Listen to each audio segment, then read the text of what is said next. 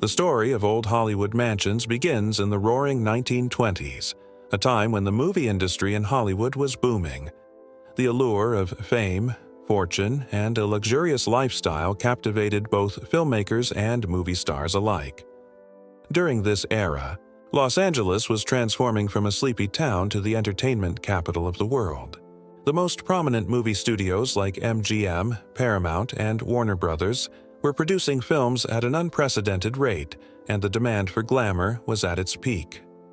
In response to this cultural explosion, stars sought to reflect their immense popularity through the construction of grandiose mansions. These properties weren't just about comfort or luxury, they were about creating a larger-than-life image. These estates were designed by some of the most talented architects of the time, including Wallace Neff, Paul Williams, and Frank Lloyd Wright. The homes they designed were sprawling and often built to blend both opulence and unique personal flair. Actors like Charlie Chaplin, Greta Garbo, Marilyn Monroe, and Carrie Grant invested in these opulent properties, turning them into personal sanctuaries. For many of these stars, their mansions were more than just places to live. They were symbolic of their success, their larger-than-life personas, and their place at the pinnacle of American culture. These estates often featured swimming pools, tennis courts, movie theaters, and expansive gardens, epitomizing the peak of wealth and status. For example, Marilyn Monroe's famed Brentwood estate was a reflection of her complex persona. Monroe, who was known for her vulnerability and her struggles with mental health, sought solace in this mansion. The house was filled with items that represented her, like personalized furniture and expansive gardens designed for her privacy and peace of mind. However, her tragic and untimely death in 1962 left the estate abandoned for several years before being sold to new owners. This illustrates how the life of Hollywood stars was often as fleeting as their homes, with their fortunes and personal circumstances changing unexpectedly. Similarly, Carrie Grant, the epitome of suave elegance, owned a spectacular home in Beverly Hills, designed with a modern, minimalist approach that was ahead of its time. His mansion was a perfect reflection of his public image, refined, classy, and sophisticated. But as Grant's career slowed down and his personal life became more tumultuous, he eventually sold the estate. By the 1960s, the shift in Hollywood's culture and the changing roles of actors left many stars like Grant struggling with the changing landscape. Reasons behind the abandonment of Hollywood mansions. Personal struggles and scandals. Many of the glamorous stars of old Hollywood were not immune to the pressures of fame, which often led to personal struggles and public scandals.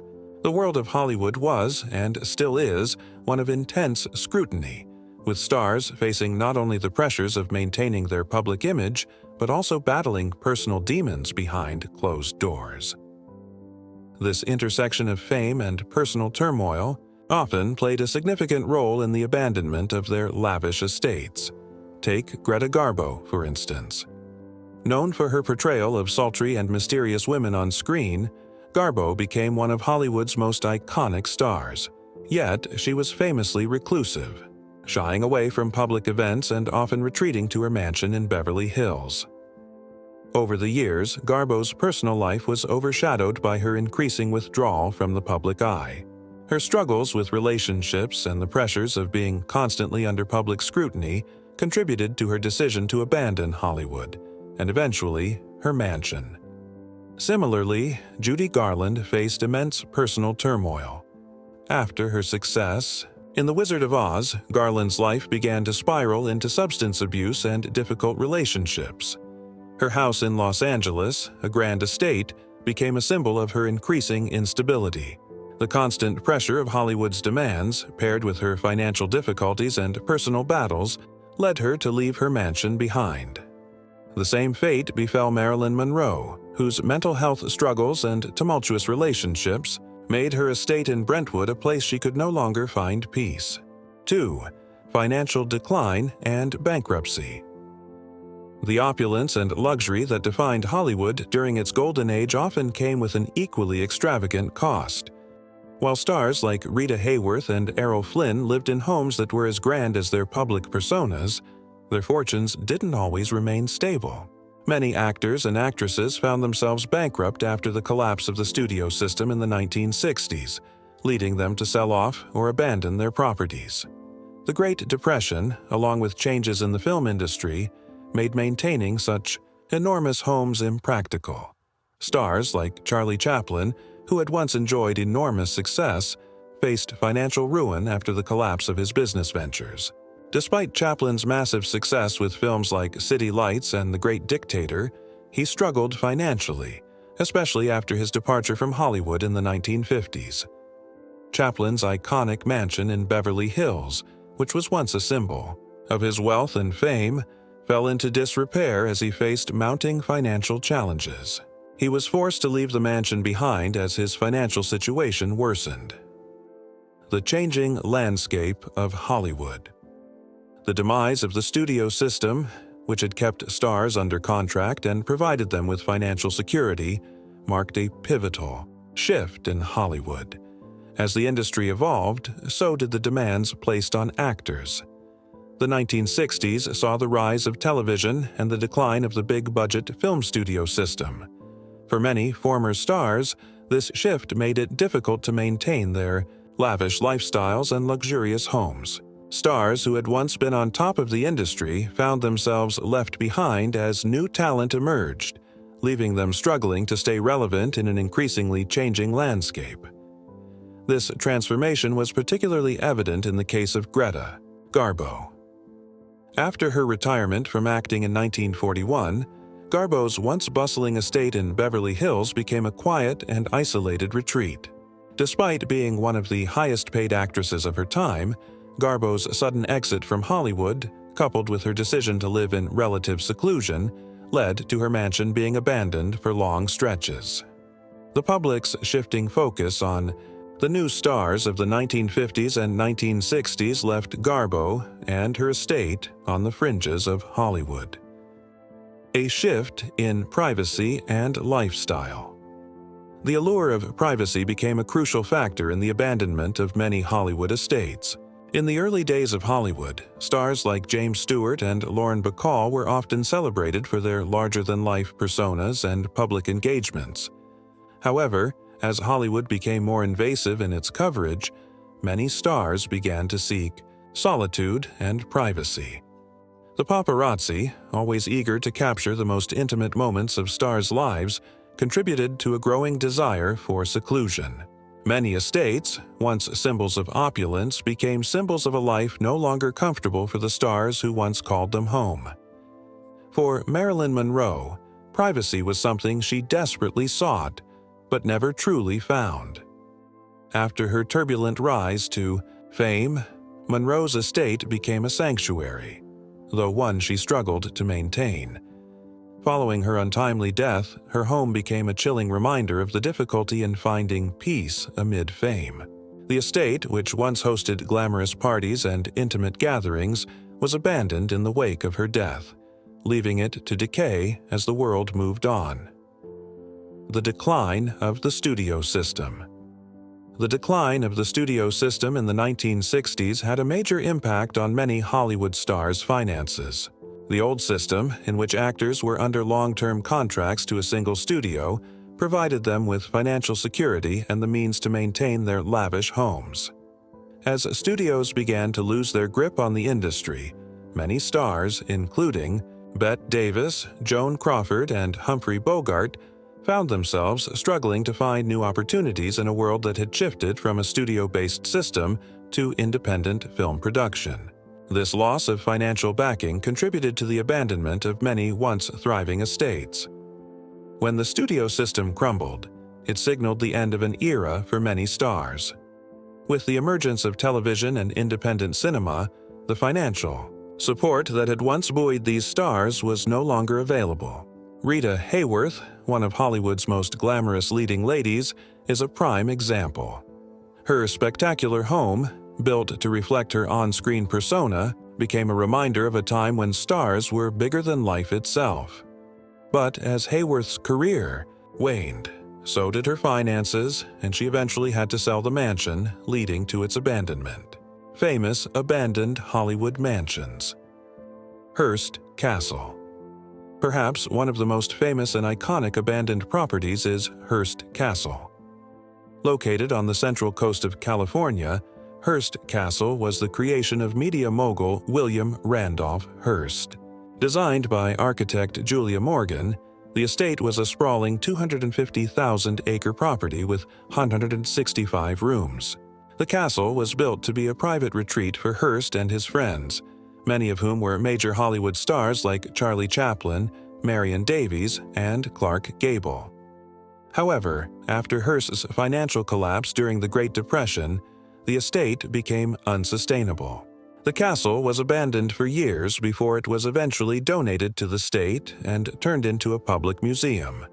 The castle stands as a monument to the excesses of old Hollywood, where the power of the media and the allure of fame could fund something as extravagant as Hearst Castle, but, as time wore on, could not keep it afloat. Marilyn Monroe's estate. Marilyn Monroe's Brentwood estate has become a symbol of the fragile nature of fame. Located on Greenwich Street, the estate was purchased in 1962, just months before Monroe's tragic death. The mansion was reportedly a sanctuary for Monroe, where she could escape from the pressures of the public eye. But following her untimely passing, the home was left in disrepair, and the star's legacy became forever intertwined with the mansion's abandonment. The house was sold to new owners in the 1970s, but it remains one of the most enduring symbols of the fleeting nature of both fame and fortune. Carrie Grant's Beverly Hills home. Carrie Grant, often considered the epitome of Hollywood sophistication, once owned a magnificent estate in Beverly Hills. The minimalist, mid-century modern style of the house stood in stark contrast to the grand estates of other stars.